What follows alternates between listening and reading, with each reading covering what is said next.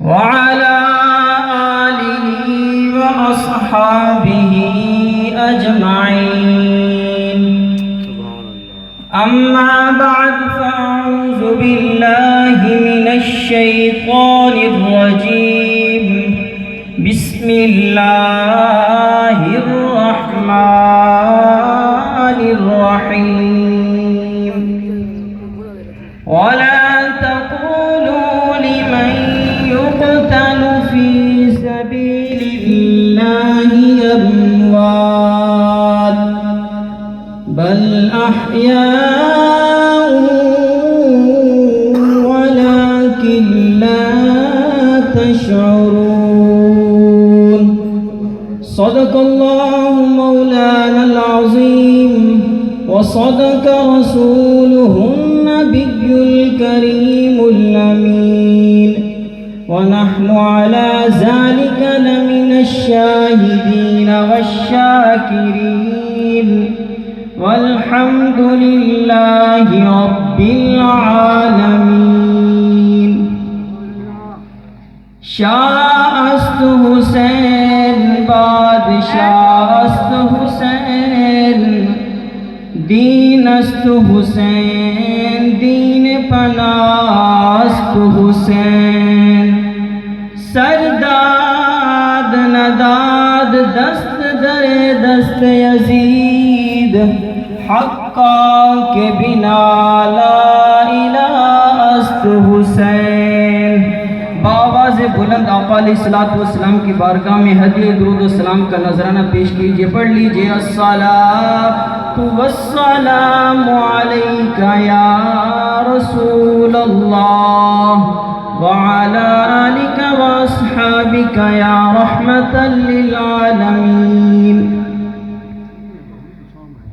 حمد و صلاۃ والسلام کے بعد نہایت ہی واجب الاحترام وارثان منبر و محراب، ارباب فکر و دانش، علماء کرام، سامعین و ناظرین، السلام علیکم ورحمۃ اللہ وبرکاتہ.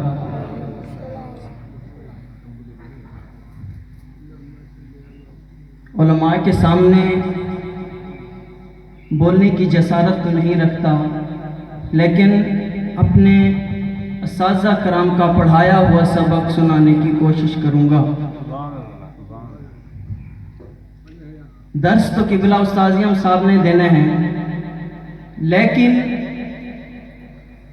تھوڑا سا ذکر امام حسین، پھر اس کے بعد بتانا مقصود یہ ہوگا کہ صحابہ اہل بیت کے ساتھ کتنی محبت رکھتے تھے اور اہل بیت کی محبت صحابہ کرام کے ساتھ کتنی تھی. کیونکہ اس پرفتن دور کے اندر، ڈیفیکلٹ دور کے اندر جو ہے سوشل میڈیا کا دور ہے، عقائد کو بیان کرنا لازم ہے. میں اراکین میلاد کمیٹی کو مبارکباد پیش کرنے چلا ہوں کہ انہوں نے آج یہاں پر ذکر امام حسین کو منا کر یہ ثابت کر دیا ہے. ہم ہی میں سے کچھ لوگ ہیں جو ذکر صحابہ تو کرتے ہیں، قرآن کی کانفرنسز تو کرتے ہیں، ذکر صدیق اکبر بھی کرتے ہیں، ذکر عمر فاروق بھی کرتے ہیں، ذکر عثمان غنی بھی کرتے ہیں، لیکن ذکر اہل بیت نہیں کرتے. اور ہم ہی میں سے کچھ لوگ ہیں جو ذکر اہل بیت کرتے ہیں لیکن ذکر صحابہ نہیں کرتے. لیکن آج میلاد کمیٹی کے اراکین نے اس قرۂ عرض پر ذکر امام حسین کو منا کر پنجانی کے تمام لوگوں کو یہ بتا دیا ہے کہ سنی وہ ہے جو ذکر صحابہ کی منانا چاہتے ہیں، ذکر اہل بیت بھی منانا چاہتے ہیں. رب کائنات نے صرف سنیوں کے حق میں رکھ دیا ہے کہ سنی ہی ذکر ابو بکر ہی مناتے ہیں، سنی ذکر عمر مناتے ہیں، سنی ہی ذکر عثمان مناتے ہیں، اور سنی ہی ذکر اہل بیت کرتے ہیں.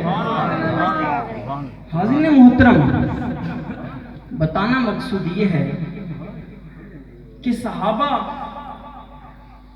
اہل بیت کے ساتھ کتنی محبت کرتے تھے. درود پاک پڑھ لیجیے.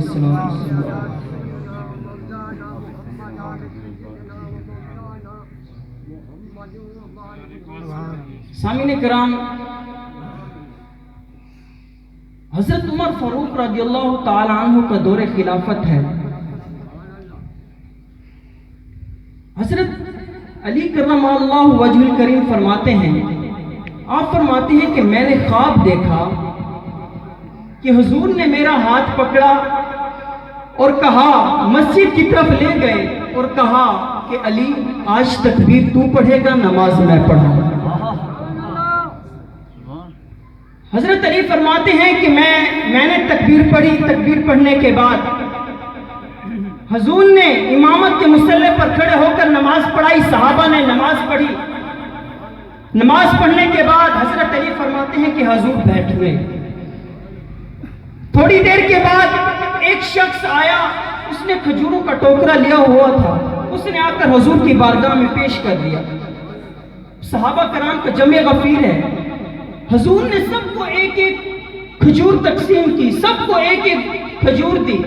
حضرت علی فرماتے ہیں کہ حضور نے مجھے نہ دیا. جب سب کو تقسیم کر لیا، حضرت علی فرماتے ہیں کہ میرے دل میں یہ خیال پیدا ہوا کہ میں حضور کے کانوں میں لگوں اور کہوں، حضور مجھ سے کیا غلطی ہو گئی، مجھے کیوں نہیں عنایت فرمایا. حضرت علی فرماتے ہیں کہ ابھی خیال آنا ہی تھا، حضور نے مجھے کہا، علی تھوڑا قریب ہو جا، علی تھوڑا قریب ہو جا. حضرت علی فرماتے ہیں کہ میں قریب ہوا. حضرت علی فرماتے ہیں جیسے ہی میں قریب ہوا، حضور نے کھجور توڑی. کھجور توڑ کر اتنی ہاتھ میں رکھی اور کہا، علی اپنا منہ کھول. علی فرماتے ہیں میں نے اپنا منہ کھولا، حضور نے کھجور میرے منہ میں ڈال دی. دوسری کھجور توڑی، گٹھلی ہاتھ میں رکھی، کہا، علی منہ کھول. میں نے منہ کھولا، حضور نے گٹھلی میرے منہ میں ڈال دی. حضرت علی فرماتے ہیں حضور نے مجھے 2 کھجوریں دی، باقی سب صحابہ کو ایک ایک کھجور دی، لیکن مجھے 2 کھجوریں دی. حضرت علی فرماتے ہیں کہ حضور نے مجھے تیسری کھجور نہ دی. خیال میں پیدا ہوا، دل میں خیال پیدا ہوا کہ کاش حضور تیسری کھجور بھی عنایت فرما دیتے، کتنا مزہ آ جاتا. حضرت علی فرماتے ہیں ابھی خیال آیا ہی تھا کہ حضور نے فرمایا، علی تیرے نصیب میں 2 کھجوریں. حضرت علی فرماتے ہیں کہ جب میں صبح اٹھا، حضرت عمر فاروق بھی گھر سے نکلے، میں بھی گھر سے نکلا اور مسجد کے دروازے میں ٹکراؤ ہوا. تو حضرت عمر فاروق نے میرا ہاتھ پکڑ لیا جس طرح کملی والے مصطفیٰ نے میرا ہاتھ پکڑ لیا اور کہا، علی آج تکبیر تو پڑھے گا، امامت کے مصلی پر کھڑے ہو کر نماز میں پڑھوں گا. حضرت علی فرماتے ہیں کہ میں نے تکبیر پڑھی، حضرت عمر فاروق نے نماز پڑھائی.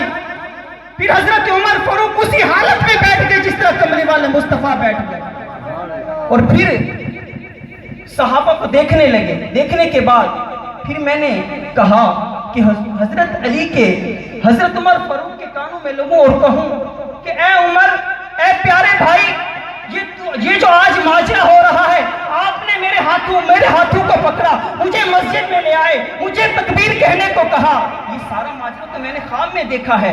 حضرت علی فرماتے ہیں کہ ابھی میں کہنے والا تھا کہ سامنے سے دیکھا کھجوروں کا ایک ٹوکرا لے کر آدمی آ گیا. اس نے آ کر حضرت عمر فاروق کے آگے رکھ دی اور حضرت عمر فاروق نے سب کو تقسیم کی. کھجوریں تقسیم کرنے کے بعد حضرت عمر فاروق فرماتے ہیں، حضرت علی فرماتے ہیں سب کو تقسیم کرنے کے بعد حضرت عمر فاروق نے فرمایا، علی تھوڑا قریب ہو جا. آپ فرماتے ہیں کہ میں قریب ہوا. پھر حضرت عمر نے کھجور توڑی. کھجور توڑنے کے بعد گٹھلی ہاتھ میں رکھی اور کہا، علی منہ کھول. میں نے منہ کھولا، عمر فاروق نے کھجور میرے منہ میں ڈال دی. پھر دوسری کھجور بھی توڑی، گٹھلی ہاتھ میں رکھی اور کہا، علی منہ کھول. دوسری کھجور بھی میرے منہ میں ڈال دی. حضرت علی فرماتے ہیں کہ میں نے خیال میں دل میں سوچا کہ تیسری کھجور بھی مل جاتی. ابھی میں نے خیال آیا ہی تھا کہ فوراً حضرت عمر فاروق بول اٹھے کہ اے علی، اگر رات تجھے خواب میں حضور تیسری کھجور دے دیتے تو آج مجھے بھی حکم ہو جاتا. صحابہ کی محبت تو یہ ہے. ابھی حضور کو دنیا سے رخصت فرمائے ہوئے، زہری پردہ فرمائے ہوئے 3 دن ہوئے تھے. حضرت ابوبکر صدیق منبر پر تشریف فرما ہیں، صحابہ کرام موجود ہیں، صحابہ کرام موجود ہیں. اور حضرت حسن علی کی گود میں بیٹھے ہیں.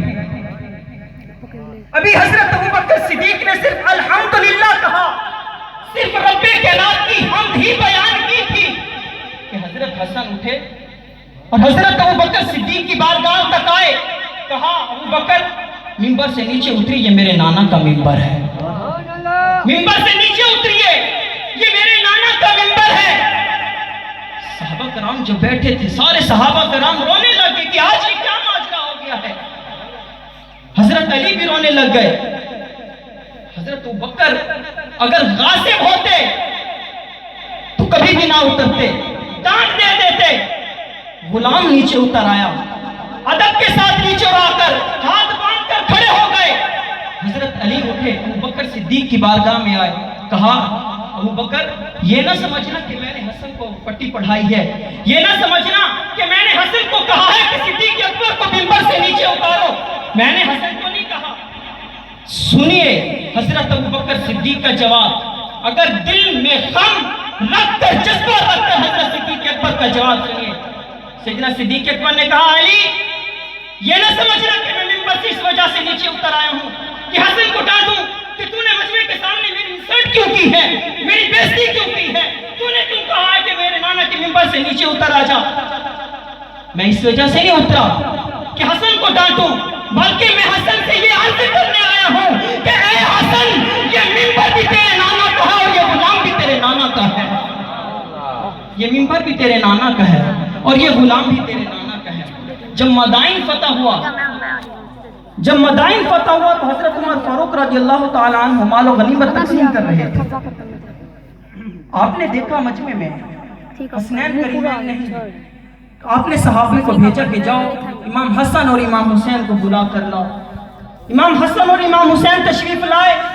تشریف لانے کے بعد امام حضرت عمر رضی اللہ تعالیٰ عنہ نے تمام صحابہ کو 500 درہم دیے, لیکن امام حسن اور امام حسین کو 1000 درہم دیا.